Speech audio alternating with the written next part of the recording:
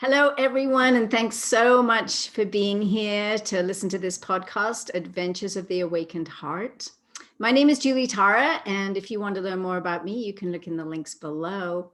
And the reason I started this podcast is I really felt called, especially during this most interesting time that we're living in, to really help people to think about coming more and more from the heart.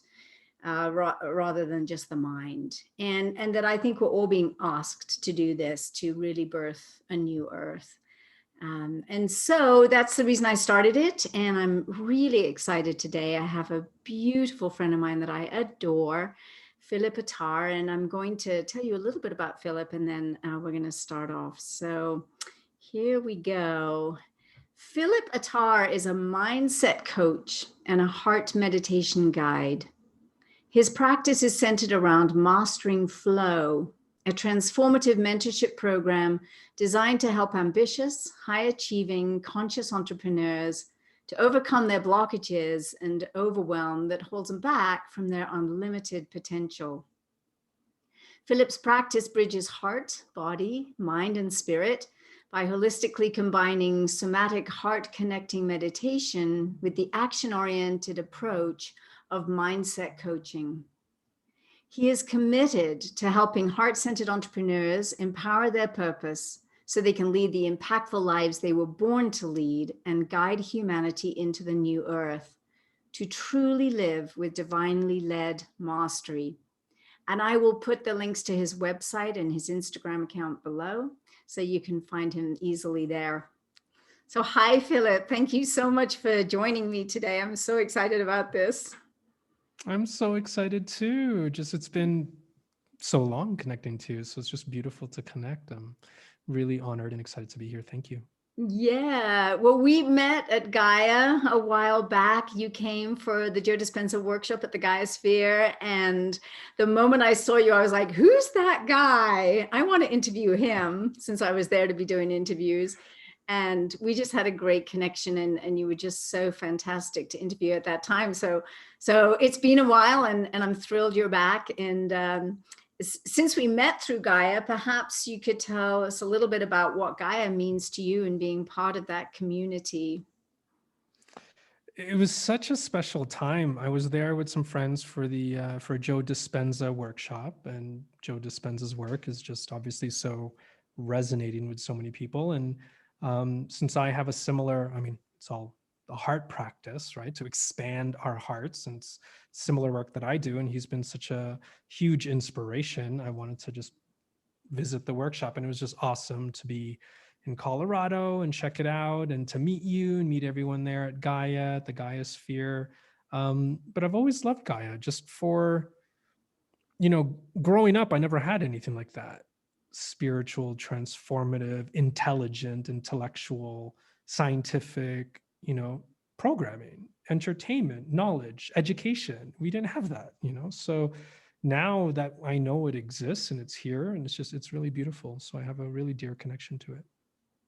It is true, isn't it, that for those of us that are really curious, we didn't have that. We had the sort of esoteric New Age bookshops, and that was pretty much it. But we'd all go foraging for information. But to me, this is sort of like the university for the soul, what Gaia offers, and it's endlessly fascinating. I can't get enough of all the different points of view. It's like a big mosaic, and all these different colors of different things. So I love it for that. And I'm very grateful because it didn't exist when I was a teenager wondering about, ETs and everything else that you wonder about. And I was like, where do I go to get this info? And why is it so difficult to find? And yeah, consciousness. Like, we could delve into, and I can go to a live event. I mean, how epic is that? I could not just, consume beautiful, knowledgeable information and study online, but actually go to a live event. At least back then, of course, that we were going to live events then, and I know it'll open up soon. But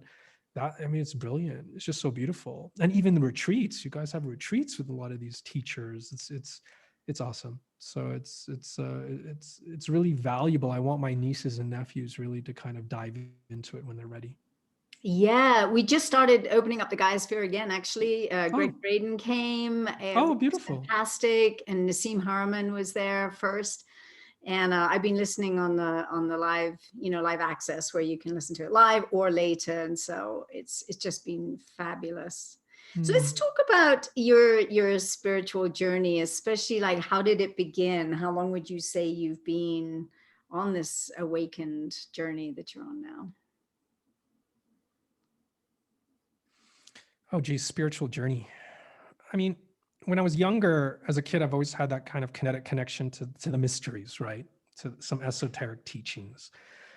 Even one of the first, what was it? One of the first books I opened up that kind of cracked my head open a little bit was books with Carlos Castaneda.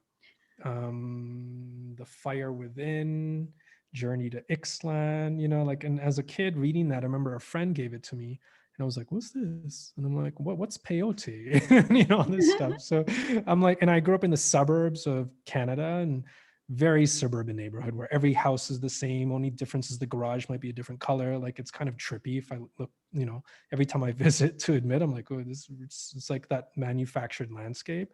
And growing up in that landscape, you don't have much. We didn't have the internet. As you know, we didn't have the internet. We had the esoteric bookstores, but even those bookstores were in the city. They weren't in where I was, a suburb in Mississauga, Ontario, Canada. There was nothing, literally. Like I had a comic book shop down the street. That was it. And maybe a big bookstore. I forget what it was back then, Barnes and Noble or whoever was there. And to access this information, it was honestly next to impossible. You had to contact a friend or a family member or friend and do you know this? What book should I look for? Does the suburban library even have it? So I had to search. And the search was interesting. I would go into the city with friends and while they would look for hockey cards and basketball cards and baseball cards, I'd be like, no, I need to find some esoteric bookshop. I want to find out what this shit is.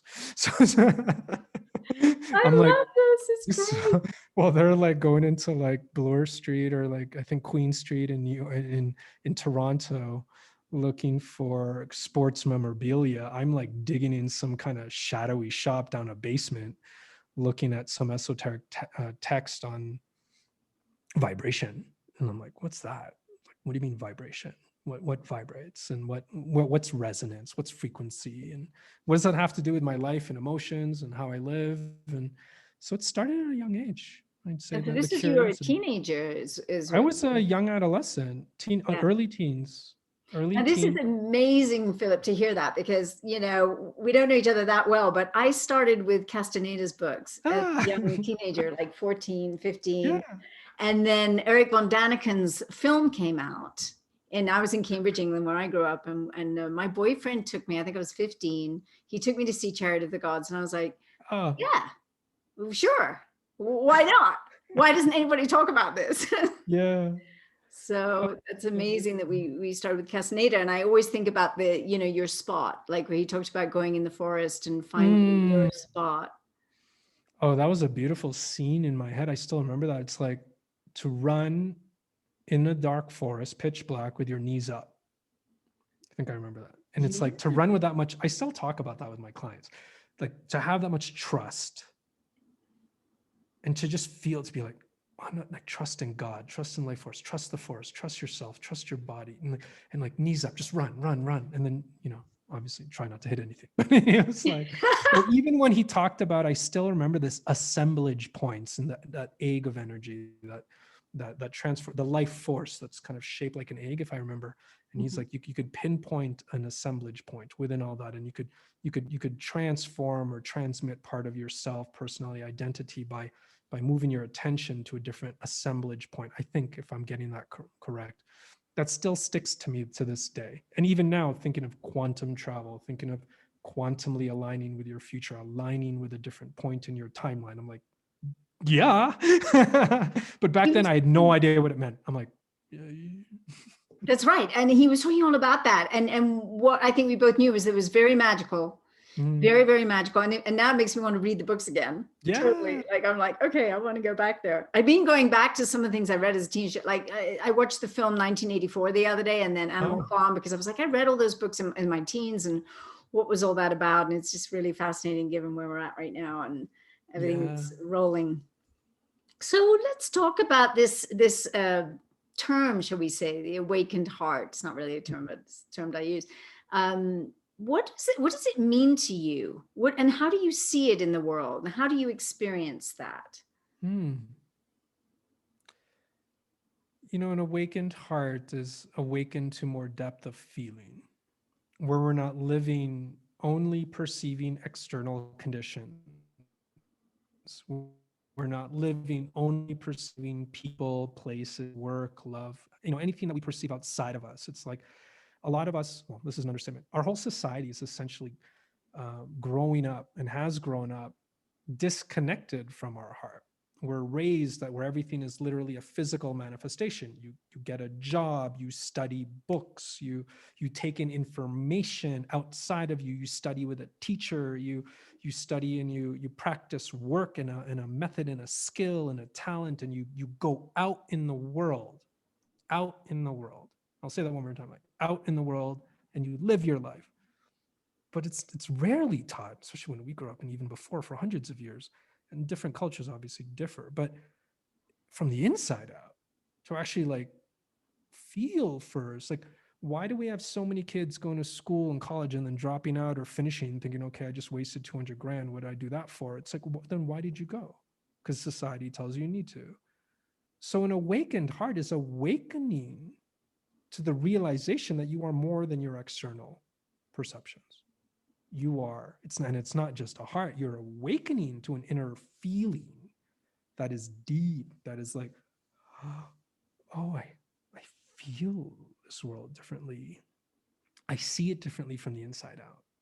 I can perceive it differently. And now I can create a new life from the inside out, from feeling, from heart, from that connection, from that interconnectedness. And then awakening in your heart and yourself, you then connect to the earth more, you connect to animals more, you connect to people more, you connect more, which again is so beautiful, what Gaia kind of helps bring people to, and what people like you, just how we're doing right now, just chatting. So yeah, that's what I think of the awakened heart.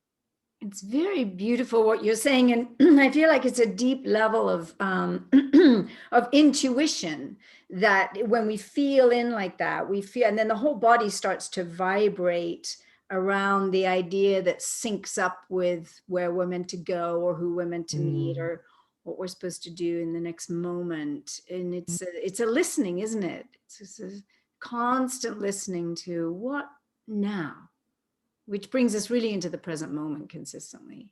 Mm-hmm. And then there's where vibration comes in, right? When you link up with the next, but in the now, but you link up to it not based on an external perception of calculation, like to-do list. I do this, so I should do X, Y, Z. Let me come up with a list. Which one should I do? No, you feel a resonance, you feel a feeling. The feeling has a texture. The texture can be technically formulated as a frequency, as a vibration and intuition, and it emanates. As I know, a lot of these practitioners now are studying, like Dispenza and Greg Braden. It's there's a biofield energy that emanates outside of you that you could cultivate, and that frequency can then ping, quite literally. You can feel into a line that is just so much more easeful. And there's still questions there. There's still directions and choices, which is the beauty of life too. But it's far more intuitive. It's far more guided, and it's consistently connecting to that frequency inside of your heart that allows you to live with that much grace, ease, and then power to actually and not be overwhelmed with life anymore.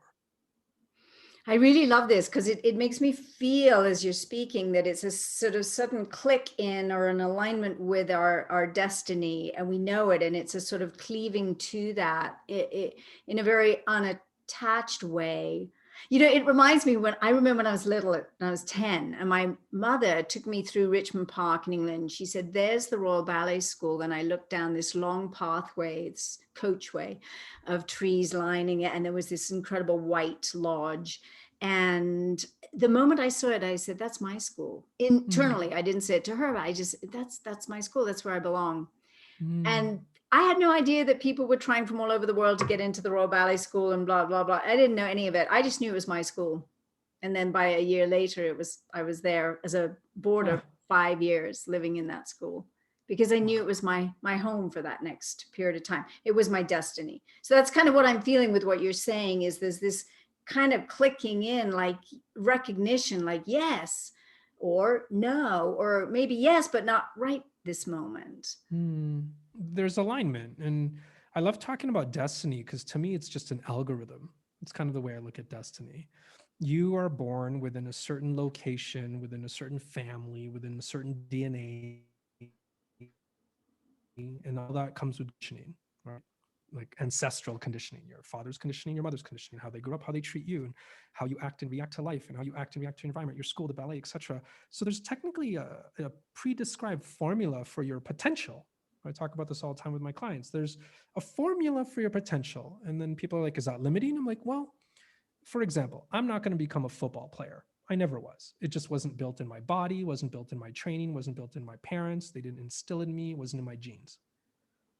But kung fu and boxing was, because my dad and my family are big into boxing and martial arts. I even have a family member that now manages UFC fighters. So we're like big into that. So it's like, and then it's also tied to the meditation, right? The kung fu, the qi kung. And so I went into that meditation route. So there's a formula there, a texture, and also in the way my dad was interested in Nietzsche and psychology and Jung as a child. And I'm 6 years old and he's reading me Jung. And I'm like no, he never read me childhood books. It's like, I'm going to read you Jung. I'm like, all right. So, and here I am. So you can feel the rhythm of how you grew up, and there's a destiny there, but there's a bandwidth of where you can go within that. You have choices within that. You can go left, you can go right, you can go straight, you can go really off kilter, offline. And when you go offline, that's when you feel diseased. I'm not at ease because we're not following a natural progression of our algorithm. We're kind of out of the algorithm of how we were created. And then we get what happened to me. I got Graves' diseased. And as you know that story, but it's like, I actually went really into physical disease. It started to manifest, and the tension built in my body for years, not staying online or not following a natural line. Let me put it that way. So following your destiny, or rather, it's essential to awaken to your heart and more feeling and frequency to allow yourself to naturally follow the power of your destiny and what may be even, dare I say, more aligned opportunities in this lifetime, right? Because of the algorithm of kind of God's universe that you're created in. So I find that I love destiny because it's kind of like math. You could formulate it eventually. This is amazing where you're going with this, because I think of Michael Meade and his great book, Fate and Destiny. And funnily enough, my mother gave me Jung's book, Memories, Dreams, and Reflections, when I was like 17. And I was reading that kind of stuff then. And I came across Napoleon Hill when I was like 12 and signed up for something. I don't even know how I signed up, but I got all these tapes. And so we're it's what you're saying. I absolutely agree with that. There really is this kind of formulaic pathway, and we can really get off it, or we can go more and more in alignment. And when we do, it's like a slipstream. It's like when you don't fight it, yeah, you follow and then that's how we can define purpose, quote unquote, right? Because purpose is merely being the best version of yourself, or the most aligned version of yourself, or just aligned version of you, where you are living within your algorithm. And I'm trying not to say that where it feels confining. It could still be unlimited and expansive because it's infinite.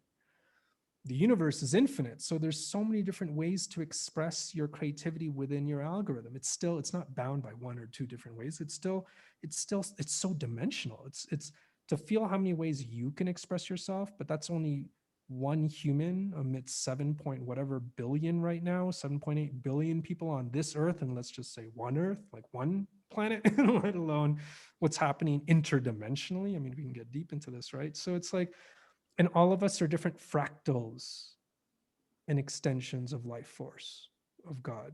Fractals expanding, and as you have a child, fractally expanding within you. And it's all an algorithm. That's playing itself. It's a natural way and a natural order of the world. And when the algorithm gets a little off kilter, when there are too many people in dis-ease, when there are too many people sinning, and sin just 1,000 years ago meant in ancient Aramaic misstep. So too many people misstepping from their destiny, from their natural way of life, of expression. then you have a lot of what's happening in the world today, or in any time in life when there's a lot of disruption in nature, disruption in the environment, disruption virally, dare I say, right? It's like, it's all disruptions from the algorithm, which is also natural too. It's interesting because we could talk about that as well. I can go on forever, but it's just the pendulum swinging, right? Wow. Yes. I'm feeling into all of it. Yes, yes. So let's go to, your story, or, a life story of that was really transformational for you. Because usually that's how we learn the most, right? Is from our own very personal disruption. And then if we're lucky and we're paying attention, it will help us get back on course. So would you share a transformational story? Oh, yeah. Like when I was in early 30s, I was married, beautiful marriage, beautiful wife in the beginning, beautiful relationship, but we really were still experiencing a lot of trauma that we weren't processing yet. Now in hindsight, obviously it's so, 2020 super clear. Um, I was living with a lot of disease in my body and myself. I wasn't eating well. I had a very successful career in fashion, advertising in New York City, made the money, had the apartment, had the wife, had the car, blah, blah, blah. And then I hit walls, big walls all the time. I was drinking a lot, like bottle whiskey by myself every night, or at least once a week, like just wine, half a bottle a night by myself, thinking, okay, that's normal, no big deal. We're in New York City, it's just a thing. And I literally developed Graves' disease and Graves' ophthalmopathy. My eyes literally started bulging out of my head about 6-7 millimeters. And then I became permanently cross-eyed. It's a long story, but long story short, all those tensions built up in my life, the tensions built up in my marriage, the tensions built up in my relationship. It was actually a very violent marriage, to be honest with you. We were both very violent towards each other. And my mother-in-law passed away from breast cancer, and my wife was taking care of her at the time. We were taking care of her in Connecticut. We were both diseased. My wife wasn't working. We both became manic depressive. I was blowing through my savings. I couldn't work because I couldn't see. My eyes were literally blacking out every other week. And I'm like, go blind for 5 minutes, it turns back on. Doctors said that the muscles were pinching the eye muscles so much and then releasing. So it's like, they were like, eventually you're going to go blind if this keeps up. So we have to like take out your thyroid, cut the bones in your eye muscle, give you hormone pills to replace them, and then it'll rebalance it. And I'm like, that sounds like shit.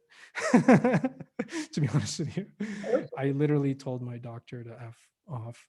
And I was like, that doesn't sound like balance to me. And it triggered me. So a transformative moment was when my endocrinologist said, Philip, your body's not balanced. We have to take these things out to balance it. I'm like, that's not balancing it. If I'm not balanced, I sat there in the office, then why can't I rebalance it? That was literally like, I was like, aha. And she was like, I'm not going to name names, but with love, we all have our path. She was like, no, that's not going to happen. You're going to go blind. So you have to do these surgeries. And I didn't have any money. I was like 100 grand in debt because of all these medical bills piling up, like flat But out. you had a moment of truth, is what it sounded like. You had that moment of truth when you said it. You felt it like it that. was like an aha. It was like, oh, I'm diseased. So I just need to get into ease. Yeah. That was it.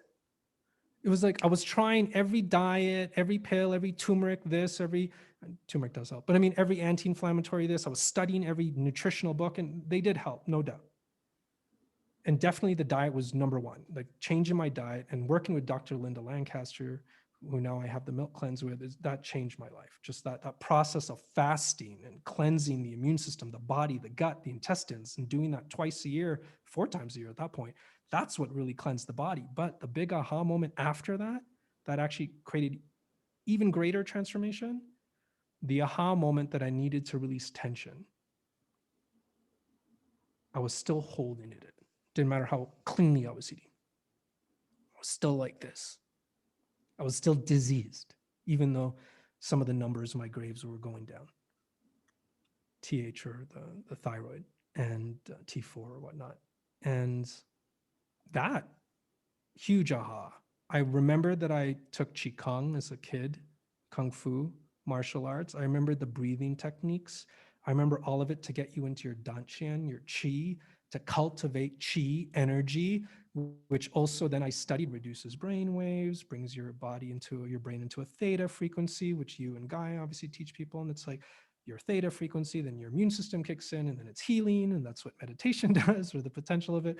And then I'm like, great, I'm just going to meditate and be still for a year and eat vegetables, and we'll see what happens.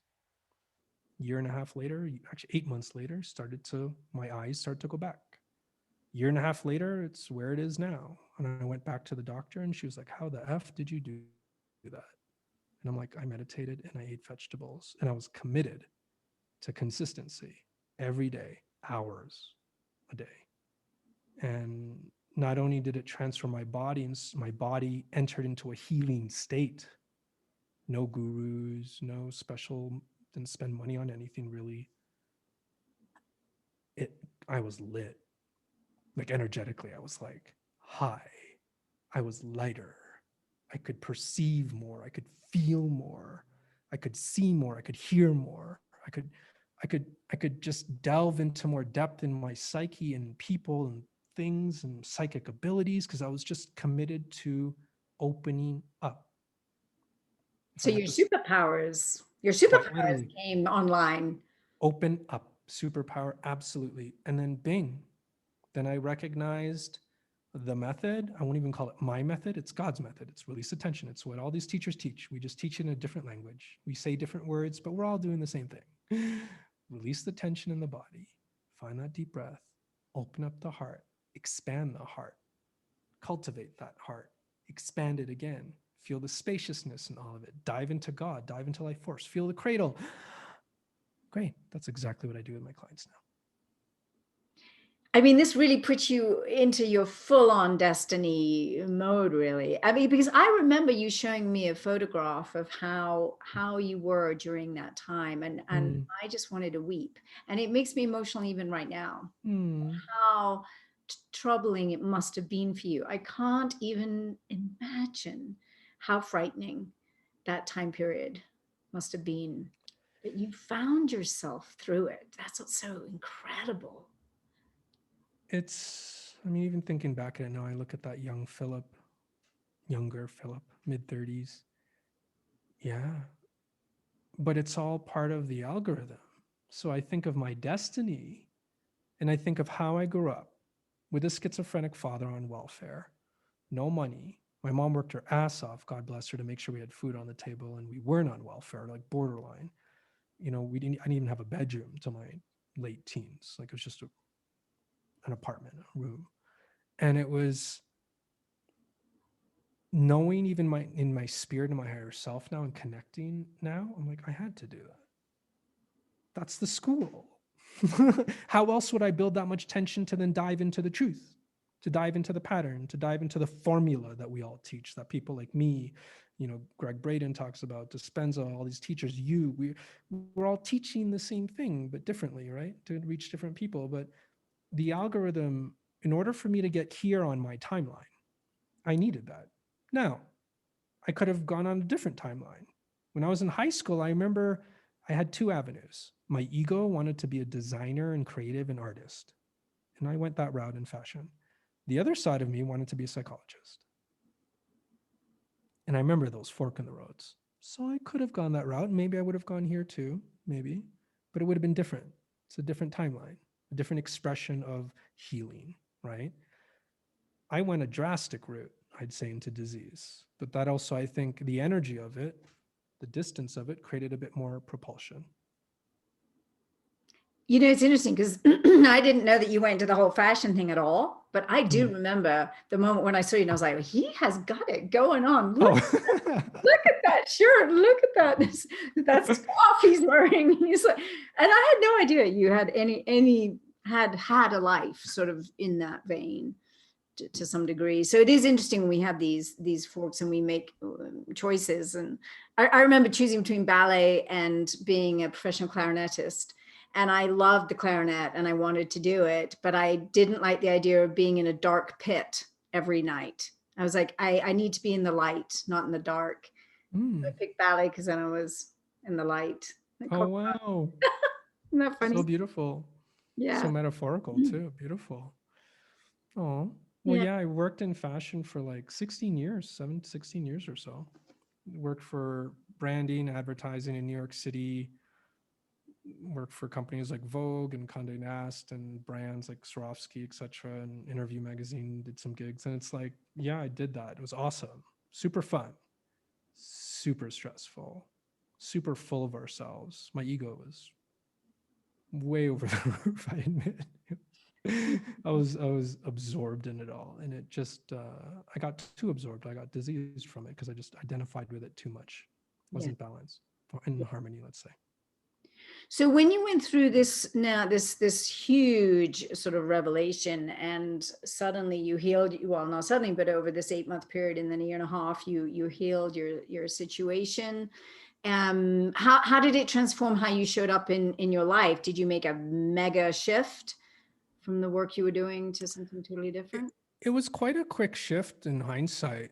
I think when I opened up that much, I was seeing a therapist, and who's still so dear to my heart, Dr. Ford. She really helped me so much, and just her way. And she's the one who introduced me to Reiki.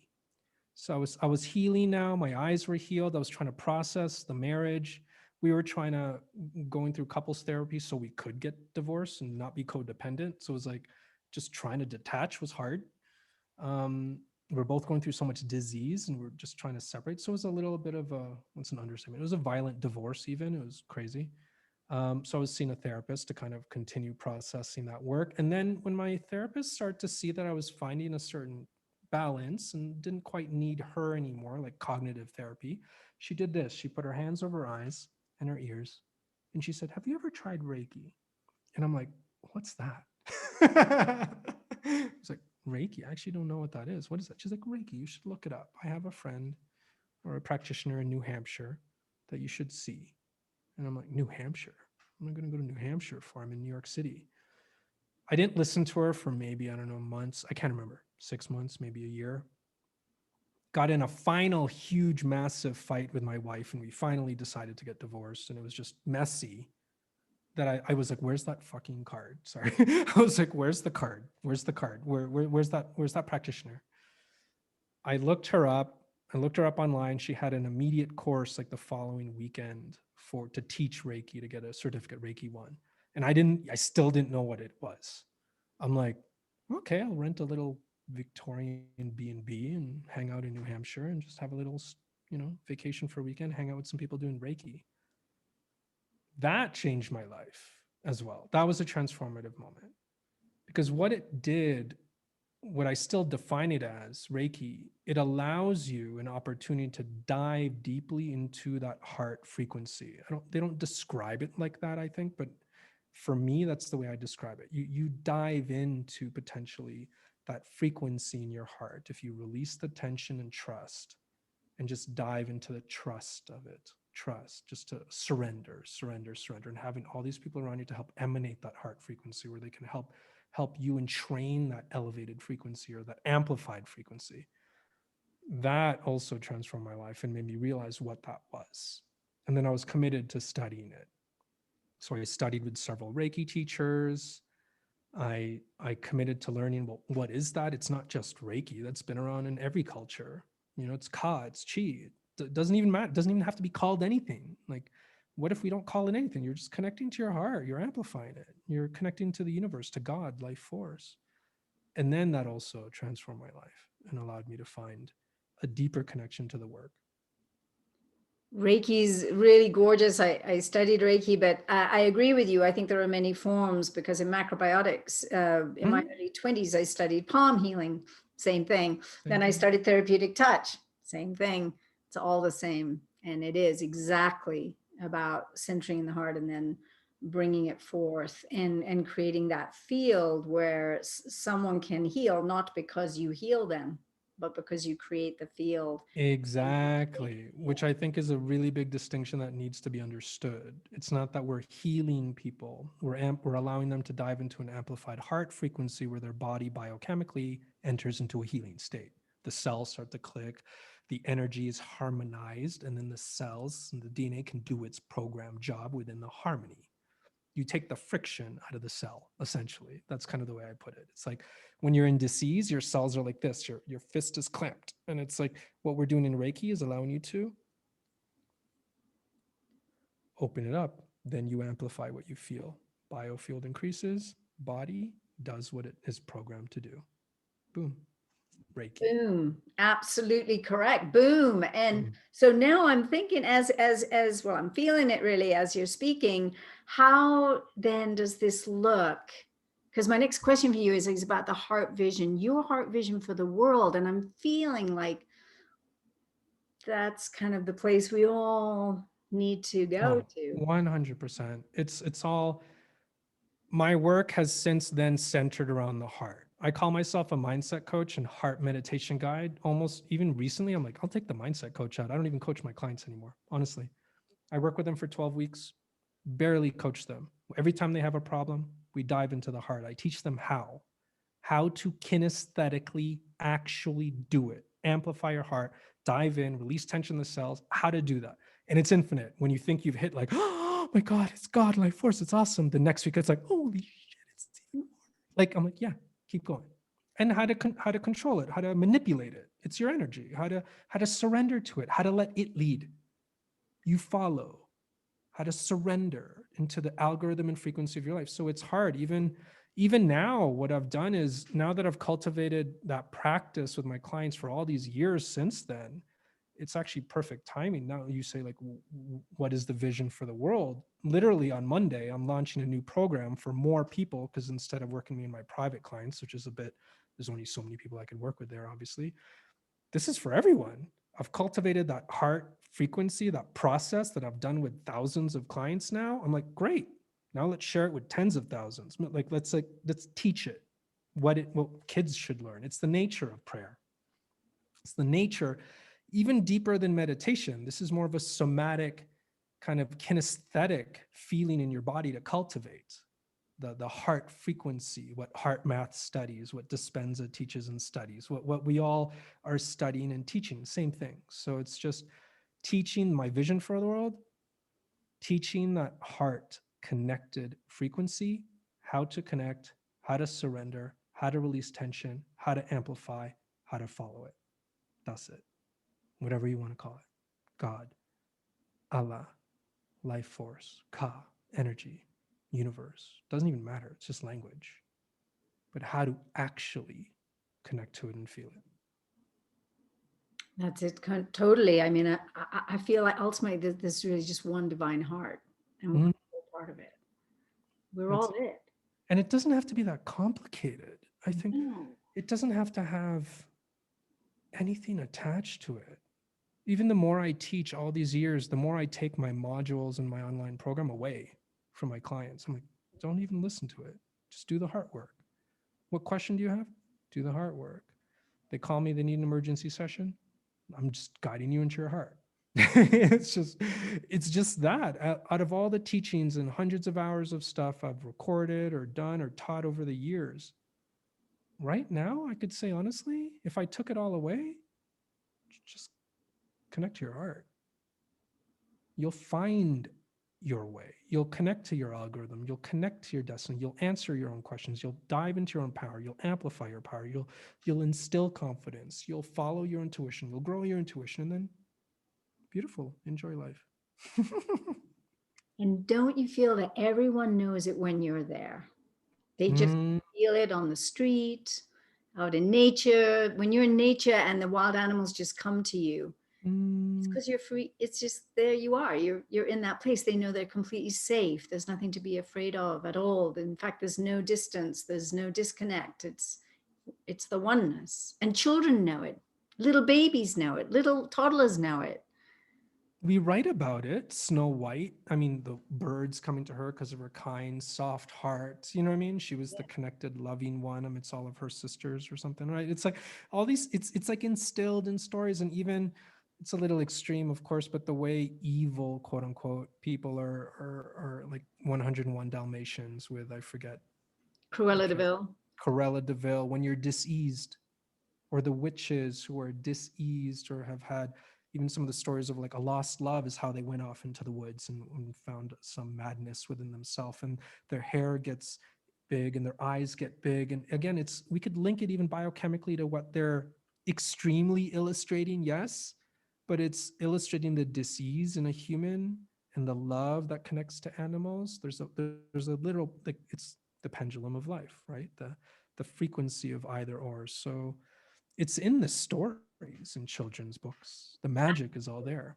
That's why I love fairy tales and myths, because the Mm. magic is so there. And I remember as a little girl, I used to go out into nature and I'd just be out there, and then I'd be like, oh, I'm the queen of the fairies and this is my land and it's my job to take care of the land. It's my job to take care of Gaia because I'm the queen. You know, it was like a complete fairy tale. I lived in the fairy tale, but I've always felt that. And then everything I do has to do with Gaia, either Gaia the company or my Gaia, or you know, my other work is to do with earth frequencies and energies. And I'm like, yeah, it was happening then. I was only 6, 7 years old, but it's just unfolding, that sense of oneness and like the love, and the love like of our planet, the love for one another, and just holding that space. It just, I think it really does create such a shift that everyone feels, because you are changing the frequency just by Mm. being there. I You emanate. know that happens with you, because when I met you, I was like, oh, yeah, you're right there. And that was why it was so easy to sync up. Oh, it's beautiful. Absolutely. Same here. And that's, again, what we're teaching people with all of this. You know, it's not so much about teaching people how to connect or how to speak to people, how to date, how to find your lover, how to speak to your boss, how to work on your career. It's like all this cognitive stuff that's like, you have a brain, you'll know how to do that, you know, to figure out the logic of it. Where our human is already programmed to do that. What we've deprogrammed is cultivating the intuition and the heart connection to then allow that to lead. And that all it filters all the junk out. You don't need to make so many big choices in a spectrum anymore when you're heart connected. You walk into a room, you feel yourself, you emanate your power and truth. Then you have someone walk across the room that is connected to that, just like you and I did. We're like, hey, what's up? You know, it's like then you sync up quite literally. But when we block it, when we suppress it, when we stuff it under the rug for years, unintentionally, just out of conditioning, then we don't attract those loving partnerships, or we attract a partnership that is attracted to that heart that is filled with some shadow. Beautiful. Then there's the opportunity for some resolution. But that's also when we enter into painful relationships, like I did with my marriage. We were attracted to each other. It was a perfect vibrational match for us both to uncover our triggers and traumas. Philip, I'm looking at our time and I'm like, oh my gosh, I feel like Oh, we could talk with you forever. And we'll, we'll do because part I two. just love it. So it's like yummy. It's like the yummiest veggie soup or something. I don't know. It's so good. It's so good. So let's look then from all of this, the expansiveness where we've been, is for our listeners, what would you suggest as like a golden nugget? What would you give them as a golden nugget, a North Star, shall we say, for moving forward? Release the tension in your body. Like even right now, you're listening to us. Let's do it right now, just quickly. Just, and it doesn't have to be a big thing. This is what I mean. It doesn't have to be like, let's close our eyes, put our headphones on, get my eye mask, get my sage or whatever. No, no, no. We don't need anything. Just need your heart. I kind of joke with my clients when they came in when I had a physical practice. I'd be like, "You got any crystals in my pocket? In your pocket?" They're like, "Yeah." I'm like, "Great, leave that at the door. We just need you and your heart." Now, release the tension in your body. And I'm doing it now too. Placing my feet firmly on the ground. Feel the floor, the carpet, the rug. And again, with our eyes open, to perceive lightness without closing our eyes. So we perceive it more throughout the day. Here's the nugget. When you can release tension in your body on a micro level, your chest, your shoulders, your eyes, your nose, your mouth, your teeth, your gums, the space behind your eyes, long, slow, deep breath. like 4 or 5 seconds in and out through the nose. So it's a slow circular breath. You do this throughout your day, you will become more somatically connected to your body. And your body lives in space time. Your body is here now. Your mind can time travel. Your mind can go into anxiety from the past, anxiety into the future. It could bring in more anxiety into this moment. But your body is here. It's not going anywhere. Long, slow, deep breath. Release the tension in your body. You do this throughout your day as you listen to this. Anytime throughout the day. You're scrolling Instagram, you do this. You're chopping some vegetables, you do this. You're watching something on Gaia, you do this. You're surfing the internet, you do this. You're in an argument with someone and you recognize you're triggered, you do this. You will slow drip so much tension from your life in 2 weeks. You will start to perceive more anyway. Then you go deep. Slow drip it first. Little by little every day, that sack, that big bag of tension that we have literally carried on our shoulders for decades in our life of trauma, shadows, childhood, tensions. You just cut one little slit in it and let that sand seep out. Long, slow, deep breath. Release tension in your knees, your fingertips, your elbows. And you will find more presence where your consciousness and heart will then know what to do.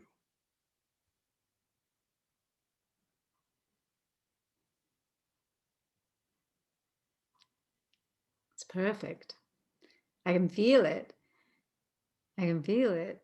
And, you know, it's funny. Yesterday in Pilates, somebody said about Kayut yoga. I'm sure you've maybe tried Kayut yoga, and that's all about that. You stay in these positions for a long period of time until your nervous system finally unwinds. And you don't even know how much tension you have. And then suddenly, and she was saying she suddenly was just like shivering and shaking because it was all starting to kind of unwind. And I said, oh yeah, I love Kayut yoga. I'm coming, I'm going to start it again, you know, next week. And it is so simple that, like you said, you're chopping veggies for dinner and you can do it. You can do it as you're driving in the car. You can do it anywhere at any time while you're taking a shower.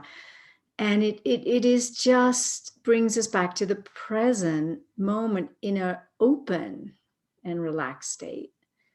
And you're using your body. A few things. You're using your body, the easiest thing to connect to. It's so big. I mean, it's right here.